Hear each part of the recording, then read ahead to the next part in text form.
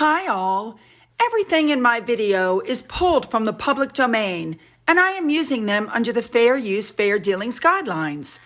Everything I say is my own opinion. You should look into this information for yourselves, but I'm pretty sure I'm right. Good morning, everybody. Now, I know you're seeing this on Tuesday, but you know I'm doing this on Monday. And I want to thank Princess Pinocchio for this because I think this is just a spot-on thing. And I think if you live by this sort of thing, life goes easier, don't you? All right, we have a lot to cover today as usual, so let's just jump in and get there, shall we? Let's go. We're going to start off today with Prince William. He did a chat with participants and student leaders of the Arctic Winter Games. What that is, and I've never heard of that, but it's a biennial, I don't think I'm saying that right, international celebration of polar sports and culture. I think that's fabulous. I wonder if that's something you can watch on TV. I wouldn't mind watching that. All right, moving on. We're jumping on over to Prince Charles now. He wrote a note on his first, I hope I'm saying this right, Waitangi Day message to the people of New Zealand. And he wrote of his deep connection to New Zealand. All right, love it. Charles also wrote to Turkey to send his condolences. For those of you who are unaware, there was a massive earthquake. Somebody was taping it. It was like 7 point something on the Richter scale. And the video online is really scary because as the ground is shaking and the building is shaking, you can hear it. There was all this lightning in the air. It was horrible. So my condolences as well. All right, moving on. Next up, the countdown is going to King Charles's coronation, and apparently you can try to get tickets in a lottery. So if you live in the UK, make sure you try to get those. How cool would that be?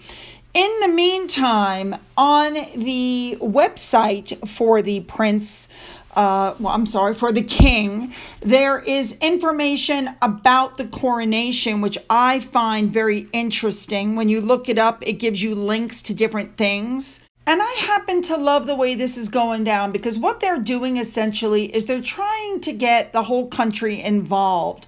Like, for instance, my friend who gave me the high tea here, her sister is going to be a bell ringer. I know, right? So she's going to be in one of the churches helping to ring the bells during the coronation. So there's all kinds of links, like the street parties. There can be street parties, and there's an application online, and you have to fill out this application because that way they can arrange the closing of roads. There are grants available for community celebrations. So if you're planning a street party or celebrity event for the coronation, you can apply for funding from some of these areas to help pay for that. There are town centers that are being decorated. So, like, for instance, in the town of Bromley, okay, I'm just pulling Bromley, okay? They're planning street parties, there's the fund, and each of the 4 boroughs in that area are being given £5,000 to decorate their town centers over the celebratory period to make sure that the decorations match the mood of the nation. They're going to be organized by the business improvement districts. There's all kinds of stuff. Then they're going to have a best decorated shop competition there. I just love, like, everybody's getting involved, and there's a bank holiday going on as well. Let's see if they can beat the previous record of 305 street parties in Bromley during the Platinum Jubilee. I know, right? All right, moving on. All right, here we go. Princess Catherine, the Princess of Wales, spoke to primary school pupils about connections. She kicked off the Children's Mental Health Week, and she went and spoke to the children at the school. She discussed being honest about how you feel. She did coloring in with children at St. John's CE Primary School in Bethnal Green, which is in East London, which I'm not clue where that is, but there you go. These kids are really smart. One child told Catherine that connecting with other people releases emotions that we care about, to people that we care about. And another told her that they take deep breaths in and out and drink a glass of water to manage difficult feelings. And she told the kids, keep talking about your feelings even when you get older. Now, as she was sitting there with them at one point, she had to put on a blue apron because she started making one of these paper chain things. And you got to use glue and all that kind of stuff when you're making the paper chains. Now, Catherine started this whole thing out by putting out a new video. And she said in the video that while the first 5 years are crucial to shaping who we become, the continued importance of connecting with others and prioritizing mental health is vital in laying foundations for happy, healthy adults. And that's absolutely true. I gotta be honest, I think Catherine really, really enjoys going out, meeting with these kids, hands-on, doing things with them. And that in lies the difference between her and other people who thought they were acting on a stage every time they went somewhere instead of, really digging into what was happening. And therein lies the difference. Yeah. All right, let's move on now. Still talking about Catherine, it's being reported she has hired a, quote, straight talking, close quote, public relations expert to join her at Kensington Palace as her new private secretary. The name of this person is Alison Corfield, and she is a veteran public relations mastermind. And she's going to be Kate's right-hand woman to help her lead the charge on her ramped-up public work.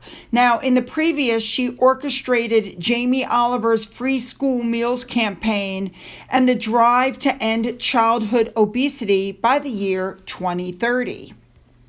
Now, do I think it's going to be a problem that she's hired a quote-unquote ball breaker, straight-talking person as her personal secretary? No, I don't. I don't think it's an issue at all, because there's a big difference between being a straight-talking, ball-breaking, hardworking person and being a rude person who makes other people break down in tears. There's a massive difference there. I would say to her, good luck, you're going to need it. But let's be honest, whenever anybody has worked for Catherine and William, they've never needed luck, ever. I mean, yeah. Okay, let's move on now to Harry and Meghan. I wonder if Harry realizes that he has literally become the butt of every joke in the United States. I wonder. The Grammys took place without Harry and Meghan, I might add. Trevor Noah was doing the MC work, and he sat there next to J-Lo and said, and I'm quoting, James Corden is a 12-time Emmy winner and the host of The Late Late Show. And he's also living proof that a man can move from London to LA and not tell everybody about his frostbitten penis. I mean, guys, I really don't know what else to say about that. Harry has literally become the butt of every joke. I mean, I don't know what to say. Why didn't somebody stop him from talking about his frostbitten penis and the Elizabeth Arden cream and him being transported immediately to his mother being in the room with him? I mean, you heard it. Jimmy Kimmel even made jokes about Diana. 10 years ago, that would have been unthinkable. He has made a laughingstock of himself, and he's made a laughingstock of his mother. I really didn't think that was possible, but yeah, apparently it is. All right, moving on. Genevieve pointed out that Harold loves a digger, whether it be gold or dirt. Good point. Now, with that said, one of my subscribers wrote that Harry obviously has a type of woman he likes. White skin, blonde hair, blue eyes. Think about it. Cressida Bona, Chelsea Davy. Everybody was blonde and blue-eyed, and she's wondering how in the heck did he end up with Meghan? Good question. Next up, I want to address something that came out. Now, we know that Diana's ring. It's been reported numerous times that each of the children got to choose something, and Harry chose Diana's ring. And William went to Harry and said, "Can I have it to propose to Catherine?" And Harry handed it over. Now, I did a video 2 years ago called "Did Meghan Steal Diana's Jewelry?" And I want you to watch this little snippet, okay? Watch this. Before they left the royal family, it was reported that Meghan was refusing to return all of Princess Diana's jewelry, and she was actually urging Kate to return the jewelry that she had because she felt it belonged to her. Now, William gave Kate his mother's diamond blue sapphire ring for an engagement present.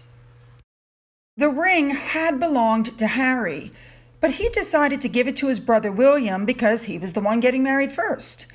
Apparently, Meghan learned that Diana had left it to Harry in her will, and Harry, guessing he'd never get married or realizing his brother was doing it first, gave it to William to give to Kate.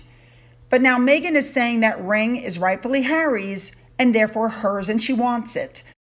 It's also rumored that Prince William is upset because he thinks it's wrong that his mother's precious gems have landed halfway around the world, and he wants them back.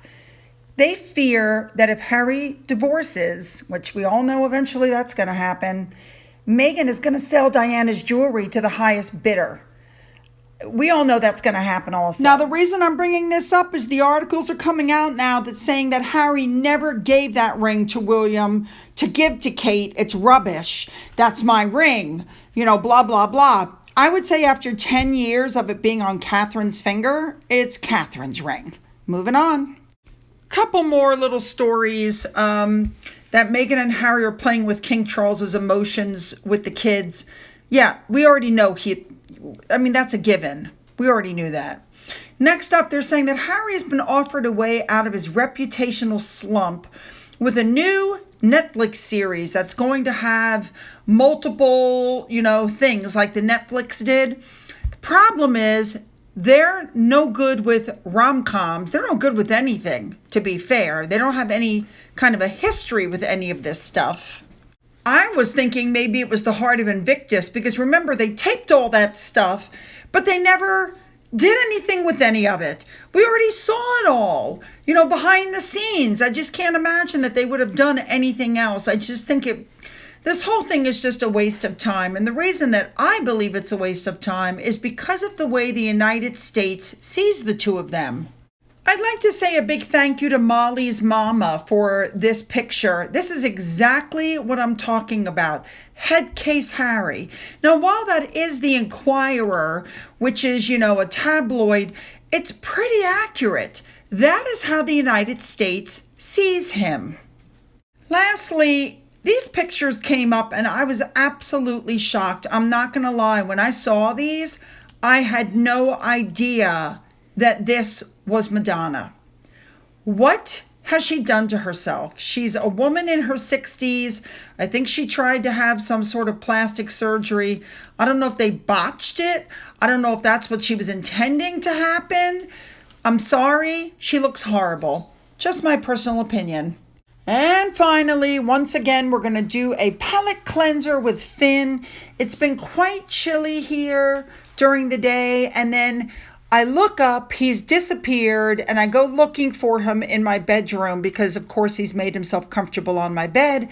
And I found the first video, and then I left the room, and then I went back the second time, like an hour or two later, and this is how I found him. Watch this. And I'm like, where's Finn? Haven't seen Finn. You have got to be kidding me. Are you cold? You okay? All right, baby, go back to sleep. Oh my God. So I left and I came back. He can hear me talking. I'm sorry, Finn, go back to sleep. Oh, Bobby, lay back down. Go back to sleep. Mommy didn't mean to wake you up. Cute thing. Come here. That's right. Sponge back down. Yes. Oh, baby. Go back to sleep. It's okay. All right, you guys, you know what I want. Leave those comments below. Don't forget to hit that subscribe button. If you've already hit the button, double check and make sure you're still subscribed. Don't forget to go up into the description box. You'll find my Twitter, my Getter, my Rumble, my email, my Patreon. For those who have donated to my coffee fund and through the thanks button, thank you so much. And as always, you guys, have a great day.